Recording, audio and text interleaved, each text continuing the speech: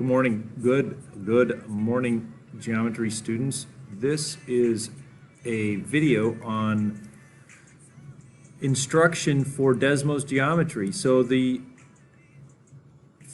construction that I'm going to do as an example is an equilateral triangle. There are three properties to an equilateral triangle that are necessary. One is there are three congruent sides. Two is there are three congruent angles. And three is there are three congruent altitudes. So you're going to go to Desmos geometry. And then you're going to save this construction as equilateral triangle. All right, so we'll save it. Now you can see my name is Tim. There's my name. There's the equilateral triangle. So one of the things that you should do for help is show the grid. So you have a grid, okay? Now, once you have a grid, I've got to think, well, I'm doing an equilateral triangle. So the first thing I need is three congruent sides. Well, I need a segment. So I think I'm going to do a segment here. And there's my segment. Now, there's tools up here. This is the select tool. This is the point tool. The select tool gets you selecting things. The point tool gets you to point. Now, if you notice, the points snap on the corners. So they sort of snap on there so they connect to the corners. See, watch. Beep, beep. So there's a point tool. You can put a point anywhere.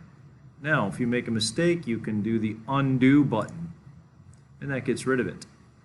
There's a circle, of course. Now, circles are the radius of a circle, right? Which is this segment here. Now, we won't be using circles in this assignment, but that's the circle tool. So I'll delete that. This is the polygon tool. Now, the polygon tool is an interesting tool because you can use it to make a polygon. So you can make a right triangle, although I don't know it's for sure a right triangle. So to end the polygon, you can click on the point, and then there's your polygon. Now you can make as many sides as you want. You can make it, you can make an isosceles trapezoid, I think. All right. Oops, that's not an isosceles trapezoid.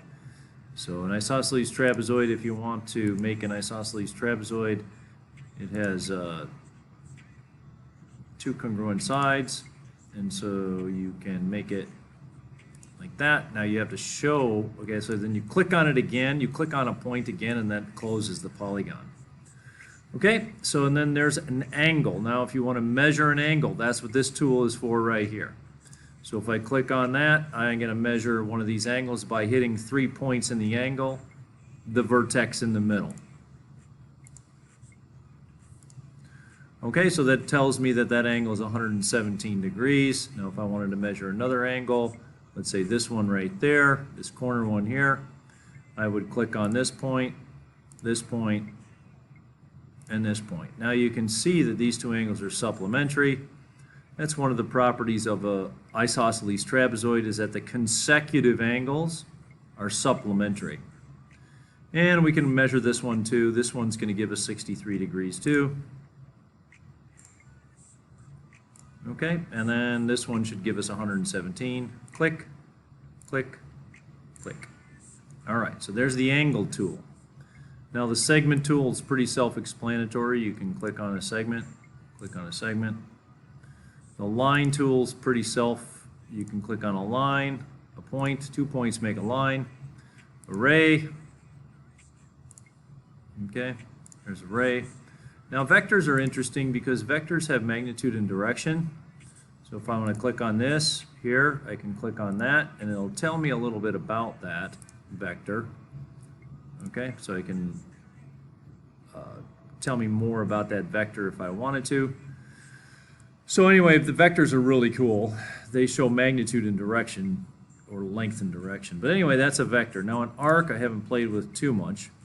But if I choose a point to start, and then I choose the point as the middle, and then I choose a point as the end, I can kind of move that arc anywhere I want. So, okay. Now, those are just some of the tools that you can play around with, but, all right, onto my equilateral triangle. All right, so an equilateral triangle is, there's three things. One is that it has three congruent sides. All right, so how are we going to get three congruent sides? Well, I think for an equilateral triangle, what I'm going to do is make a segment. Okay, it could be any segment, doesn't matter. Oops. Make this segment a little longer here. I'll just make a random segment here. Okay. Now that segment length is 4, but I'm not going to measure it quite yet. One of the things about an equilateral triangle is that it has all three angles congruent.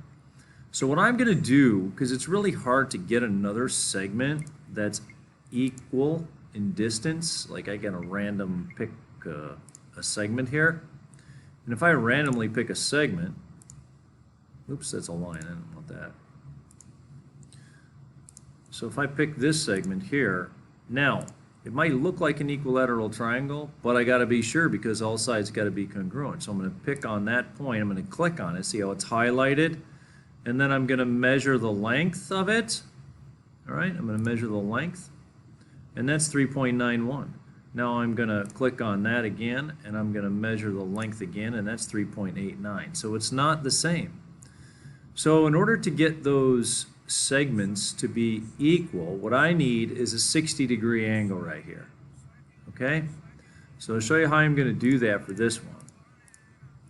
Now you can be creative with these, but I'm going to make a 60-degree angle by rotating this. So I'm going to go up to this tool, transform, okay? And I'm going to define the transformation as a rotation, all right? So I'm going to click on rotation, and I'm going to click, this is the center point, okay? And then I'm going to go to, the rotation is going to be 60 degrees, okay? Now I'm going to select the segment to rotate 60 degrees on that point, okay?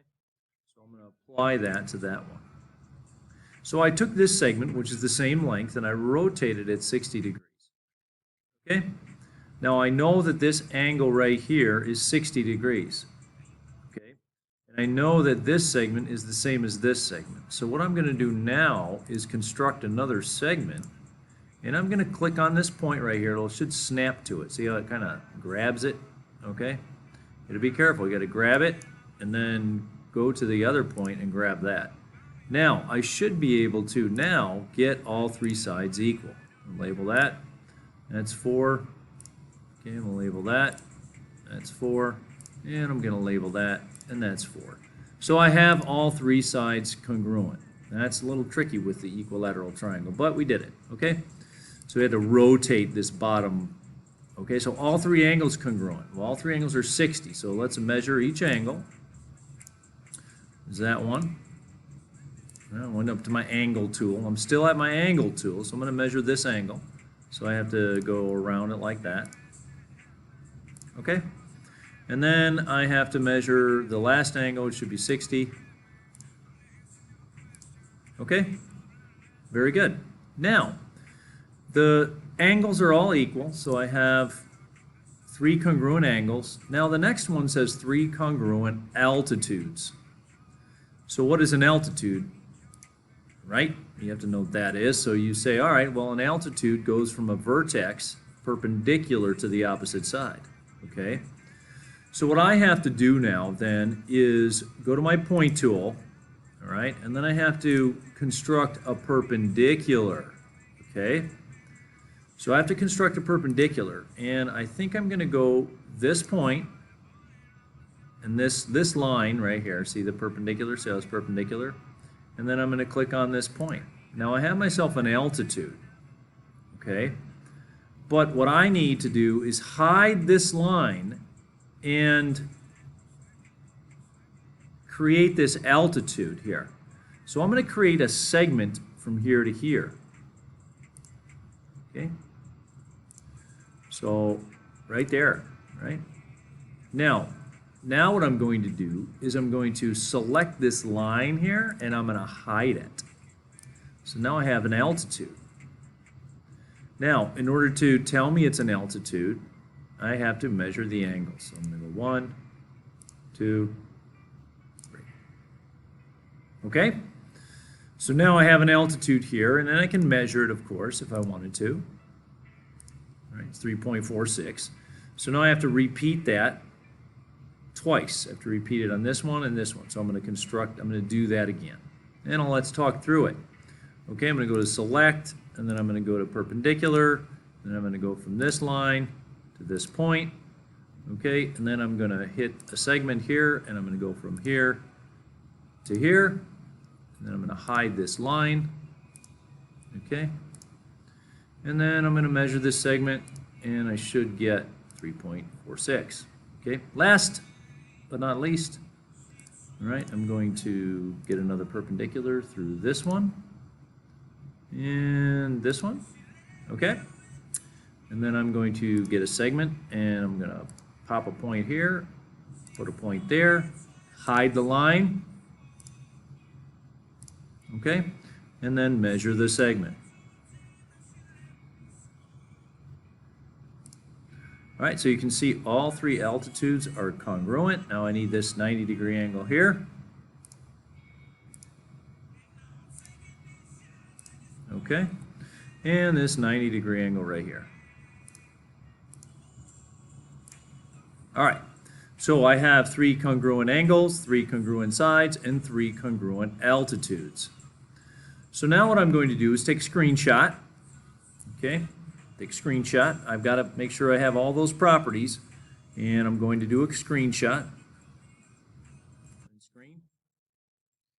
And I'll make sure I print my screen and get my name on there and everything. Okay, and then I'm going to save as equilateral triangle. Make sure I know it's a PNG and it's on the pictures. Pictures. Save it. And then I'm going to go to my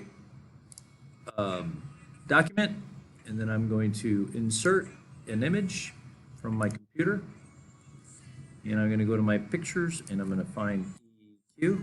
Okay. There's my diagram. There's my screenshot. Now I have to say this. Okay. I have to say, okay, 3 congruent sides. 4 equals 4 equals 4. Whoops, I gotta be typing here. 4 equals 4 equals 4. So I'm telling you about my diagram here. Okay? 3 congruent angles. All right, I see 60 equals 60 equals 60. All right? Then I have 3 congruent altitudes. Now I need to say their altitudes, but I don't need to say their altitudes because I have that 90-degree angle in there, and these are going from the vertex. So the picture tells me they are the altitudes, 3 congruent altitudes. So I'm going to say, I think it says 3.46. Is that what it was? Yeah, 3.46. So I write 3.46 equals 3.46 equals 3.46. Okay? So those are my 3 congruent altitudes. All right, so the numbers here match the picture that I constructed. And so now I'm done with the equilateral triangle. Okay? My screenshot's posted. I look at that, my slide's ready to go. So your first task then is to get this parallelogram and go, oh, both sides parallel. All right, how am I going to do that? Excuse me, both pairs of opposite sides congruent, consecutive angles supplementary, and the diagonals bisect each other. So you're going to have to get all that done with the parallelogram. All right, so you can get a new construction here, and then you can put the grids in there. Okay, so you need 2 parallel lines. So you can, maybe, I don't know if you can make it with a segment or not. Okay. Parallel line. All right, so there you're off to the races. I only have about 5 more seconds to explain. Okay. All right, that'll do it. Have a good day.